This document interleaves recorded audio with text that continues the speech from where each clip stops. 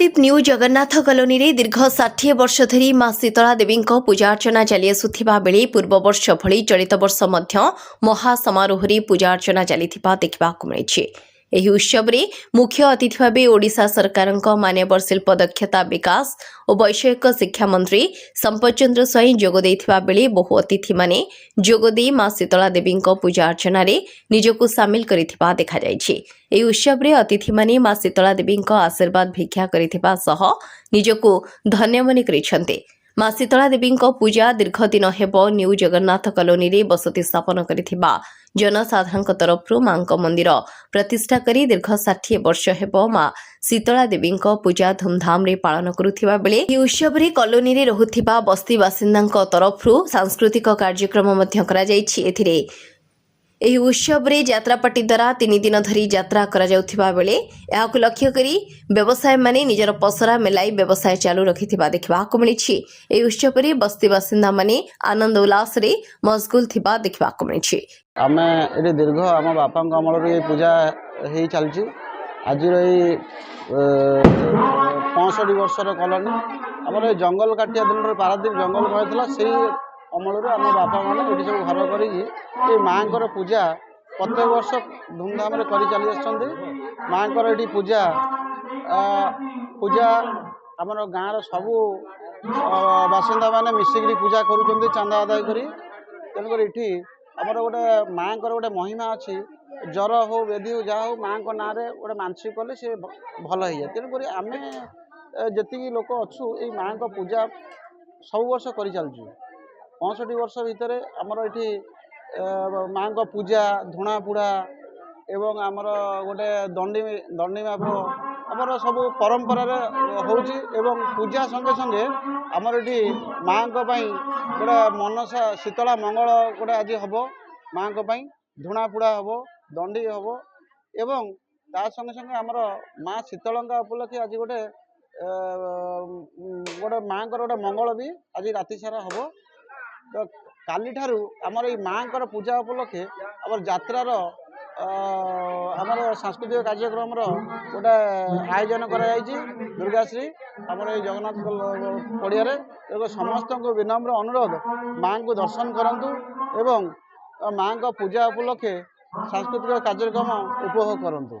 तेणुक आमर जगन्नाथ कॉलोनी सबू भाई मानक एवं मेंबर भाई मानक प्रार्थना करुच्ची माँ पाखे समस्ते भलरे थांतु एवं यही प्रकार पूजा परंपरा रखंतु एवं आमर जगन्नाथ कॉलोनी सह आमर पारादीप अंतेवासी मानक मोर अनुरोध समस्ते आसतु माँ को यही एते पुराना संस्कृति एवं ये माँ बहुत 65 वर्षर ये पुराना मंदिर टाक देखु एवं माँ पूजा अर्चना देखु समस्त अनुरोध कर जननी माँ शीतला देवी पूजा आज 25/4/2026 आम महाविधिबद्ध भाव में पालन करुछु। माँ विशेषत्व है आम माँ पूजा आज की 60 वर्ष है करुछु। माँ विशेषत्व है जितेबाला आम ये कॉलोनी रे हईजा महामारी एवं बसंत हाड़फुटी यही सबू जितेबाला अतर्कित भाव में कॉलोनी रे समस्त को काया विस्तार कर समस्त को आक्रमण कला से आम कौन बाट न पाई माँ पाखे शरण पशिलु एवं माँ को आवाहन कर से दिन ठार माँ पूजा आज दीर्घ 60 वर्ष है आम पूजा कर आसुचु। किंबदंती रही जिते तृतीय जुगरे द्वारिकापुर में जितेबाला यही महामारी व्यापी थिला सेतेबेले भगवान श्रीकृष्ण आवाहन कर्मे देवी दुर्गा आउ एक रूप माँ शीतला देवी रूपरे माँ द्वारिकापुर में प्रतिष्ठित होते एवं से दिन ठार माँ पूजा विधिबद्ध भाव में पालन करा जायतिला। श्रीमंदिर नीलाचल श्रीक्षेत्र पुरी रे मध्य उत्तर द्वार रे माँ शीतला देवी मंदिर अवस्थित अच्छी। पुरी जगन्नाथ मंदिर में आम एवं गले माँ शीतला देवी को दर्शन करूँ। तेणु माँ विशेषत्व है माँ एठारे जीवंता बसी समस्त सब दुख सुख समभागिता दौरान समस्त को आशीर्वाद करुँच कल्याण करुँच।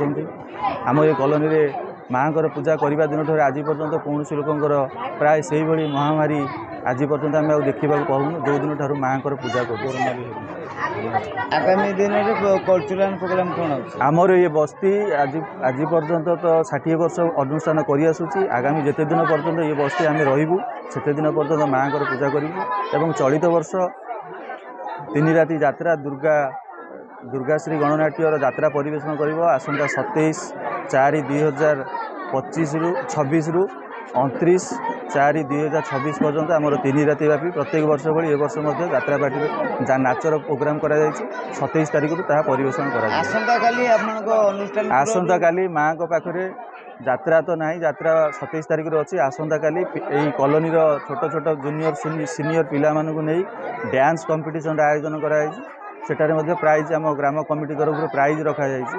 ଯେଉଁ ପିଲାମାନେ ଫାର୍ଷ୍ଟ ସେକେଣ୍ଡ ଥାର୍ଡ଼ ହେବେ ସେମାନଙ୍କୁ ପ୍ରାଇଜ୍ ବିତରଣ କରାଯିବ ଏବଂ ପିଲାମାନଙ୍କୁ ଆନନ୍ଦ ଉତ୍ସାହ ମଧ୍ୟ କରାଯିବ। ପ୍ରସାଦ ସେବନ ପ୍ରୋଗ୍ରାମ ଥିଲା। ପ୍ରସାଦ ସେବନ ଏ ବର୍ଷ ଆମେ କରିପାରୁନାହୁଁ। ଆସନ୍ତା ବର୍ଷକୁ ପ୍ରସାଦ ସେବନ କରିବା ପାଇଁ ପ୍ରୋଗ୍ରାମ ରଖିଛୁ। ଜଗତସିଂହପୁର ସଂଗ୍ରାମ କେଶରୀ ବେହେରାଙ୍କ ରିପୋର୍ଟ, ବିଚିତ୍ର ଦୁନିଆ।